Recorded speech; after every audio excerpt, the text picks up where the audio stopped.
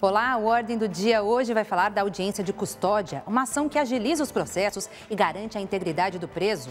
Uma entrevista com o desembargador e ex-presidente do Tribunal de Justiça de São Paulo, Paulo Dimas.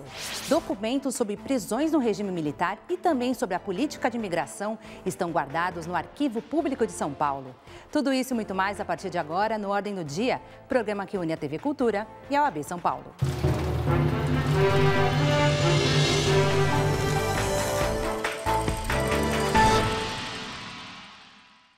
Com 726 mil pessoas atrás das grades, o Brasil tem a terceira maior população carcerária do mundo, atrás apenas da China e dos Estados Unidos.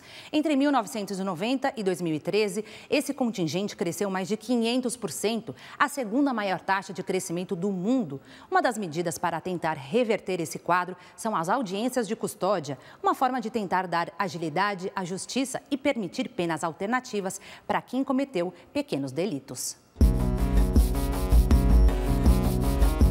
Fórum Criminal da Barra Funda, Zona Oeste de São Paulo, 3 horas da tarde. Um empresário preso em flagrante às 7 da manhã, acusado de estelionato, é levado para audiência de custódia. Essa audiência não é para o julgamento do senhor, mas sim para analisar as circunstâncias e a legalidade da prisão do senhor, tá certo? A favor do acusado, o fato de ter domicílio fixo, não possuir antecedentes criminais e não se tratar de um crime violento. Em cerca de 5 minutos, o destino do empresário é decidido. Estou concedendo ao senhor liberdade provisória com medidas cautelares. Comparecimento mensal em juízo para informar e justificar suas atividades, não se ausentar da comarca por mais de 8 dias sem prévia comunicação anterior e recolhimento domiciliar no período noturno e nos dias de folga. A audiência seguinte envolve um homem acusado de roubo, preso na noite anterior. O senhor está residindo onde? Como assim? O senhor está em situação de morador de rua? Sou morador de rua, sou sofredor, tô largado, ninguém tem detalhe pra ninguém, sou viciado. Eu moro na rua. O homem admite o uso de cocaína. Tem na ficha criminal uma condenação também por roubo, alvo de recurso, e um outro processo pela mesma acusação. O promotor dá seu parecer. Flagrante em ordem, estão presentes requisitos da prisão preventiva, o iniciado praticou crime grave de roubo. Quem fala em favor do acusado é um defensor público. Quanto às circunstâncias fáticas, Excelência, cabe ressaltar que a vítima não reclamou qualquer ato de violência, não se cogitou de emprego de arma e, ademais, os pertences reclamados pela vítima, um aparelho celular e um cartão bancário, foram prontamente recuperados e a ela restituídos, de modo que a vítima não sofreu qualquer prejuízo patrimonial.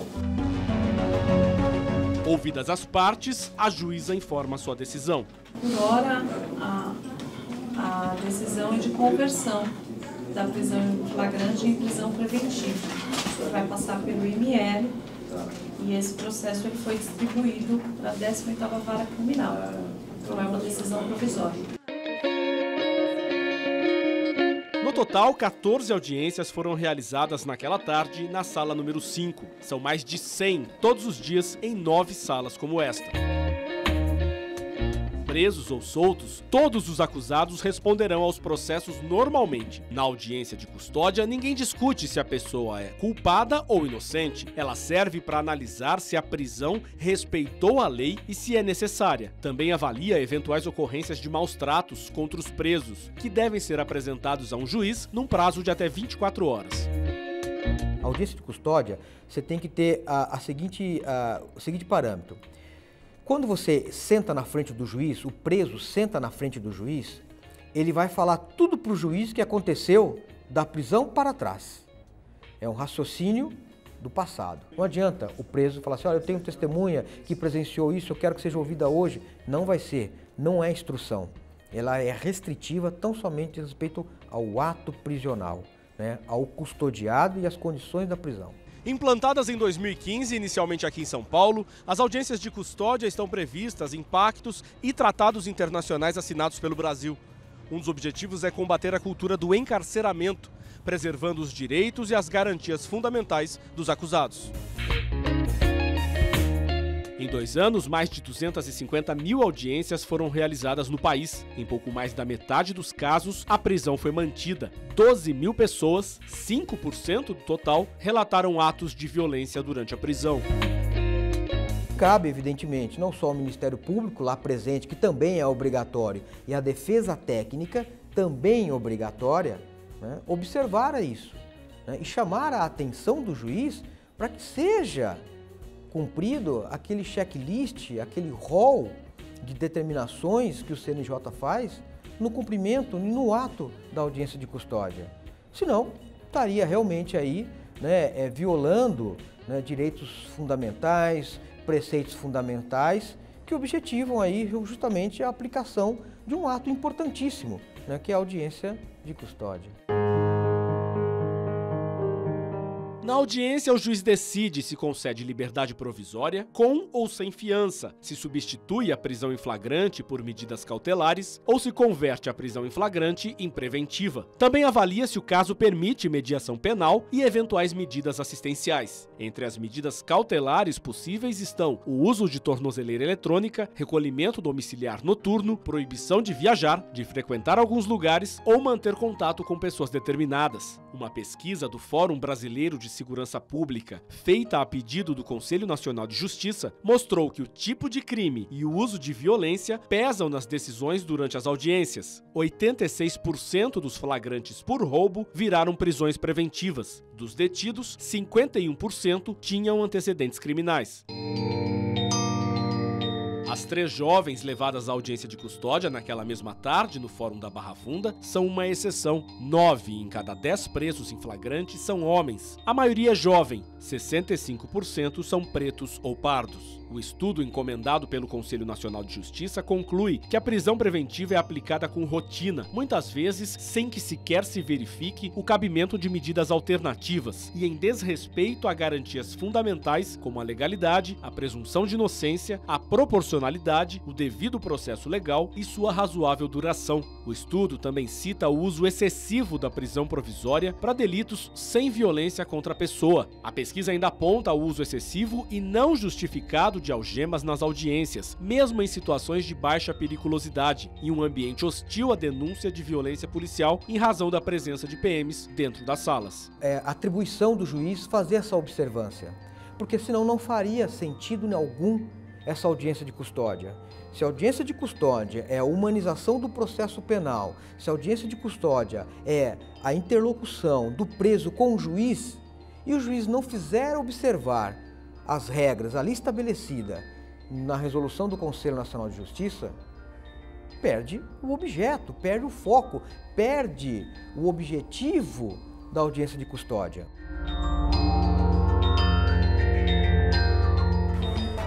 A seguir, o uso da tornozeleira eletrônica ajuda a desafogar os presídios e programa que permite o convívio de mães encarceradas com os filhos recém-nascidos. Voltamos já.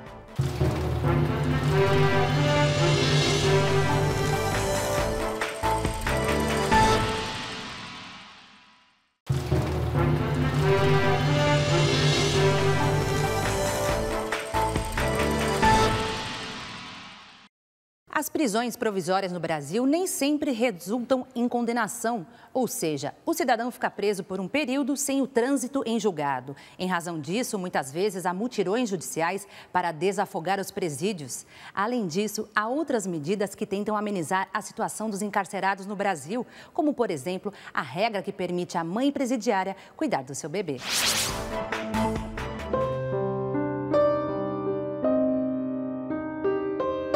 A prisão de uma jovem no carnaval deste ano chamou atenção para o problema das mães e gestantes presas. A grávida, de 24 anos, entrou em trabalho de parto logo depois de ser detida com 40 gramas de maconha. Mesmo sem antecedentes criminais, ficou 3 dias numa cela com o filho recém-nascido. Só foi solta após intervenção da OAB de São Paulo.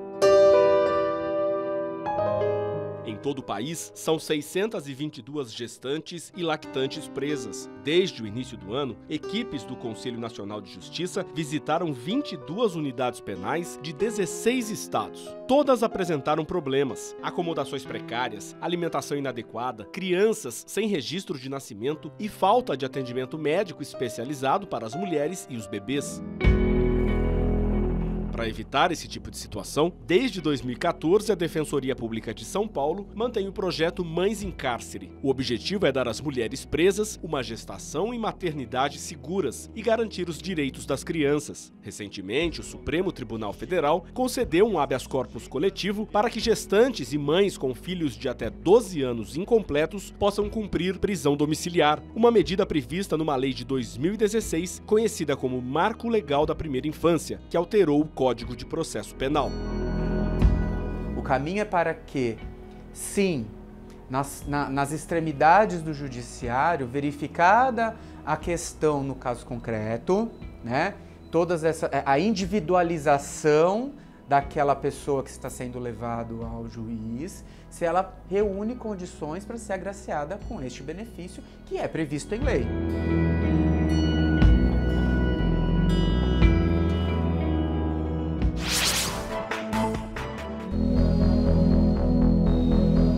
Todo mundo que está atrás das grades é culpado. No Brasil, 4 em cada 10 presos ainda não foram julgados. São quase 300 mil pessoas. Embora com base legal, a chamada prisão provisória é um passo para a injustiça em muitos casos. Mas este não é o único problema. Muitas vezes, suspeitos que acabarão inocentados ficam recolhidos em cadeias com condições precárias.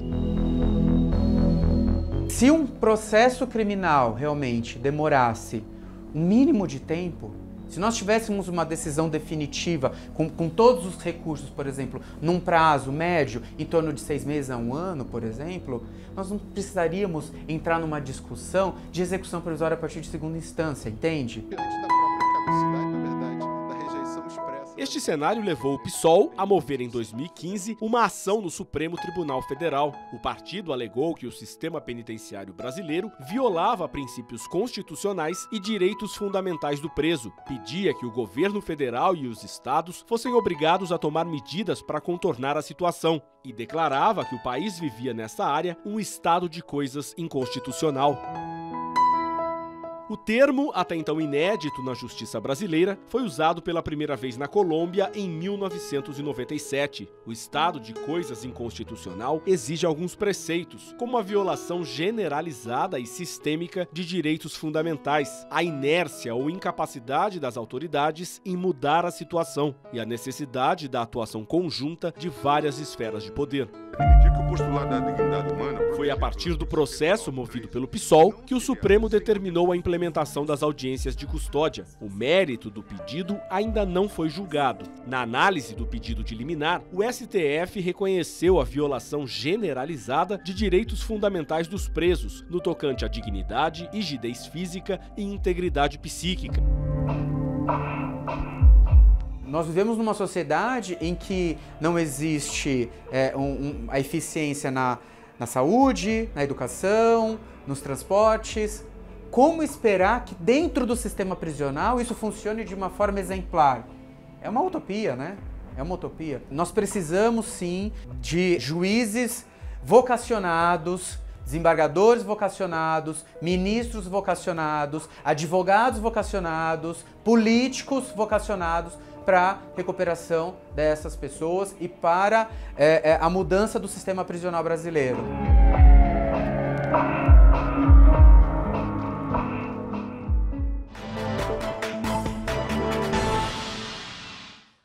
Olá, meu nome é Marcela. Quais medidas cautelares um juiz pode determinar em uma audiência de custódia? Ele pode determinar uma medida cautelar que é a prisão preventiva e decretar uma prisão preventiva, como ele pode determinar medidas cautelares diversas da prisão, mais brandas, tais como fiança, como o afastamento das funções públicas, comparecimento mensal ou trimestral a juízo, dependendo da situação concreta, ou seja, alguma medida que imponha uma certa restrição àquela pessoa sem aquela adoção de medida drástica que é a prisão. Para a entrevista da semana, convidamos o desembargador e ex-presidente do Tribunal de Justiça de São Paulo, Paulo Dimas. Doutor, num país em que a sociedade, via de regra, acha que todo mundo tem que ir para a cadeia, qual a importância das audiências de custódia? A audiência de custódia, na verdade, ela veio com o propósito, em primeiro lugar, de afastar prisões ilegais e prisões desnecessárias. Nós temos hoje um número reduzido de vagas Temos também um sistema penitenciário que não é rígido, um sistema penitenciário que está contaminado por uma série de situações, inclusive o domínio de algumas facções. E nós temos que procurar colocar lá no sistema prisional e procurar dar condições adequadas para aqueles que efetivamente precisam estar presos. Aqueles que praticaram crimes violentos, aqueles que têm antecedentes criminais, que têm uma dificuldade maior de recuperação e ressexualização. As audiências começaram a ser implementadas em 2015. Por que demoraram tanto? O senhor falou em prisões desnecessárias, ilegais. Significa que nós tivemos antes pessoas presas injustamente? Na verdade, o sistema anterior, que é o sistema do Código de Processo Penal, é um sistema em que o juiz faz o controle do flagrante, da legalidade da prisão, da necessidade da prisão, a partir do papel. Hoje, a novidade é o contato direto pessoal do juiz com aquele que foi preso em flagrante. Esse contato pessoal direto do juiz, evidentemente, permite uma avaliação melhor. O preso vai estar ali, de alguma maneira, numa audiência que está presente o Ministério Público, está presente um advogado, um defensor. Normalmente a Defensoria Pública está presente nessas audiências e a partir daí o juiz vai fazer essa avaliação. Se a prisão é necessária, diante da situação do caso concreto, diante das condições pessoais daquele que foi preso, ou se é caso de liberá-lo mediante, às vezes, alguma restrição, né, que nós temos aí várias delas sendo aplicadas. Uma pesquisa feita a pedido do CNJ concluiu que as audiências de custódia não reduziram o encarceramento provisório num primeiro momento. Inclusive, teria aumentado esse número no primeiro ano de aplicação dessa novidade. O senhor diria que prevalece no judiciário uma cultura do encarceramento? A audiência de custódia, penso eu, nós implantamos aqui em 2015 em São Paulo. Foi uma experiência pioneira aqui, inédita. E a ideia também nunca foi de colocar as pessoas na rua, né? Eu acho que a população tem que ter essa visão que a finalidade da audiência de custódia não é simplesmente receber o preso, conversar com ele e imediatamente colocá-lo em liberdade. É fazer uma avaliação se é necessária a prisão, se a prisão é legal, a prisão deve evidentemente prevalecer. Então é lógico que o juiz vai fazer essa avaliação, né? E aí também a ideia é preservar a integridade física do preso, a integridade psíquica, tem uma série de avaliações que são feitas, mas não há um compromisso de soltar, de liberar ninguém, né? Então, eu acho que a eficácia da audiência de custódia não deve ser medida pelo número de pessoas que não ficam encarceradas, que são liberadas. Com quase 3 anos da experiência das audiências de custódia, que balanço é possível fazer? Olha, o balanço é positivo, né? Evidentemente que é uma política pública nova, é uma política pública que está sendo implementada sem uma normatividade que alcance todo o país, né? Esse preso agora tem a oportunidade de estar frente a frente com o juiz e colocar a sua posição, colocar as suas condições pessoais logo após o flagrante, né? Isso eu acho um aspecto importante por vários aspectos. E o juiz vai ter a oportunidade de verificar se aquele indivíduo é ou não alguém que deva ser preso. A ideia é fazer um filtro, né? E ter essa oportunidade do preso que foi flagrado numa prática de um crime, ter um contato direto, pessoal, com o juiz, antes mesmo da instauração do processo penal. Meu nome é Tatiane e a minha pergunta é: o que se caracteriza as práticas de tortura e abuso de autoridade que as audiências de custódia pretendem evitar? Eu entendo que a audiência de custódia ela foi criada, entre outros motivos, para evitar que aquela pessoa ficasse submetida, muitas vezes, tão somente à decisão do delegado ou à decisão preliminar de um delegado.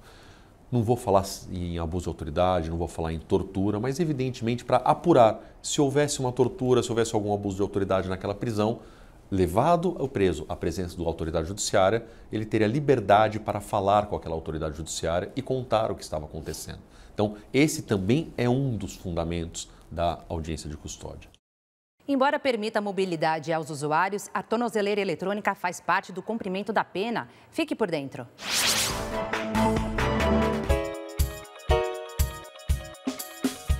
Regulamentada em 2010, a tornozeleira eletrônica ganhou mais destaque com as recentes prisões de empresários e políticos, principalmente na Operação Lava Jato. O empresário Joesley Batista, um dos donos da JIF, foi o mais recente condenado a ser obrigado a usar o aparelho.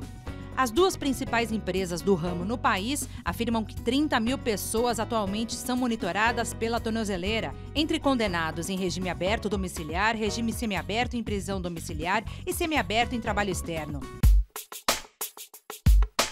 A tornozeleira pesa 128 gramas, praticamente um telefone celular. Ela inclui um sistema de GPS que determina a localização por satélite e um modem para transmitir dados por sinal de celular em tempo real. Cada passo é monitorado por centrais como essa. A despesa mensal do equipamento custa entre R$ 167 e R$ 660 ao Estado. Uma proposta na Câmara dos Deputados quer que os condenados arquem com esses custos. Medida defendida principalmente após a falta do equipamento em pelo menos 7 estados brasileiros. As fabricantes alegam falta de pagamento por parte do poder público. Além dos réus condenados, as tornozeleiras podem ser usadas também por quem ainda espera julgamento como medida cautelar. A ideia é reduzir o índice considerado alto de presos provisórios. Em instantes, um lugar que encanta os pesquisadores é o Arquivo Público de São Paulo, que vamos mostrar daqui a pouco.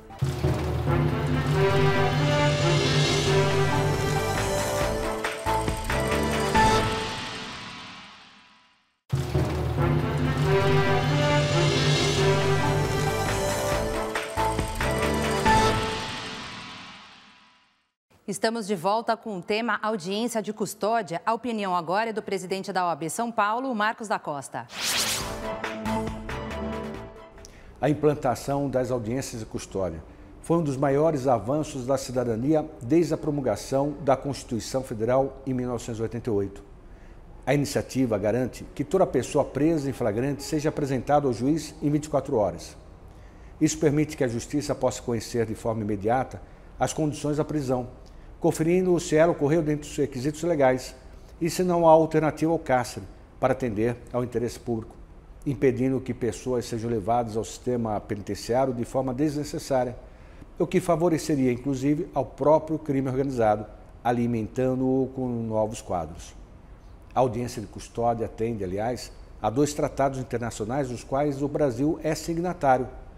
O Pacto de Direitos Civis e Políticos, adotado pela Assembleia Geral da ONU em 1966, do qual o país é signatário desde 1992, e a Convenção Americana de Direitos Humanos, Pacto de São José da Costa Rica, que estabelece que qualquer pessoa presa em virtude de uma infração penal deve ser conduzida sem demora à presença do juiz.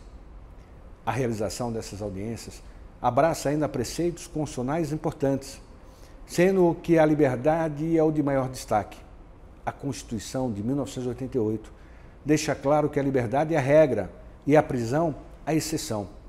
Prender um cidadão antes do julgamento é medida excepcional, que não pode ser estabelecida indiscriminadamente, com um agravante de que pode vir a durar anos em razão da conhecida mora processual. Por essas razões, a OAB de São Paulo é entusiasta das audiências de custódia, tendo dado sua contribuição e apoio desde a implantação do seu projeto piloto, em 2015, e buscado incentivar a sua ampliação para todas as comarcas de nosso estado. Historiadores, pesquisadores, escritores e a população em geral têm uma mina de ouro no Arquivo Público de São Paulo. É possível encontrar registros de quem foi processado na época da ditadura e pesquisar sobre os antepassados imigrantes. Vamos mostrar como funciona no nosso Espaço 10.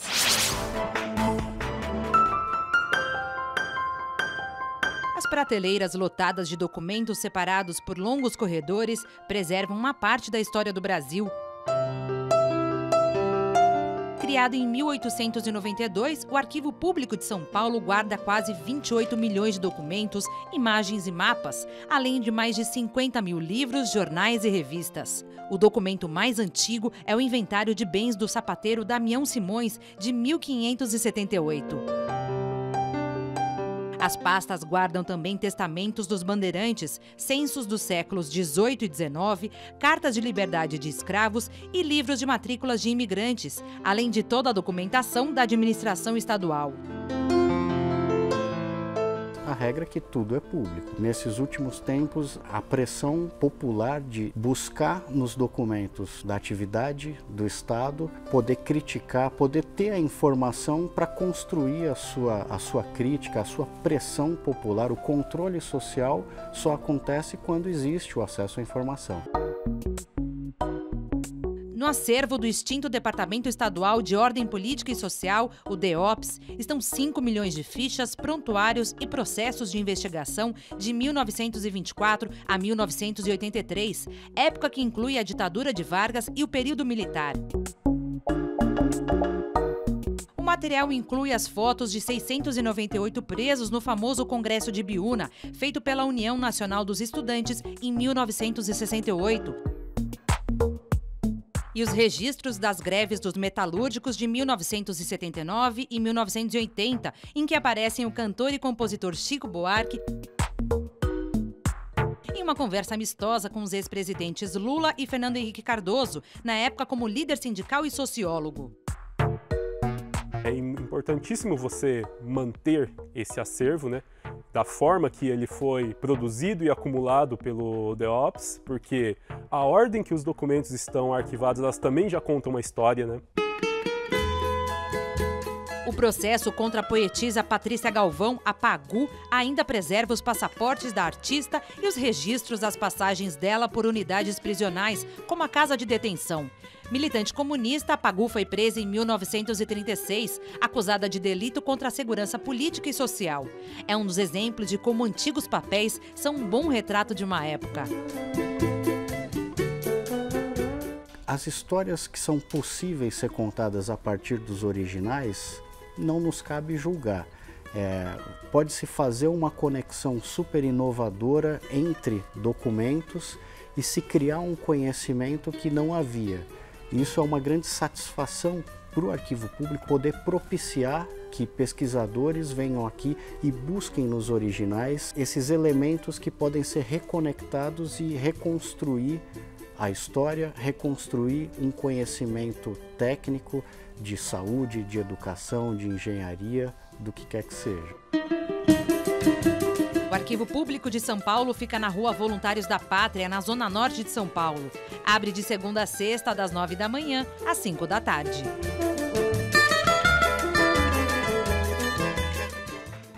O Ordem do Dia está terminando e na semana que vem estaremos de volta, sempre com um tema diferente.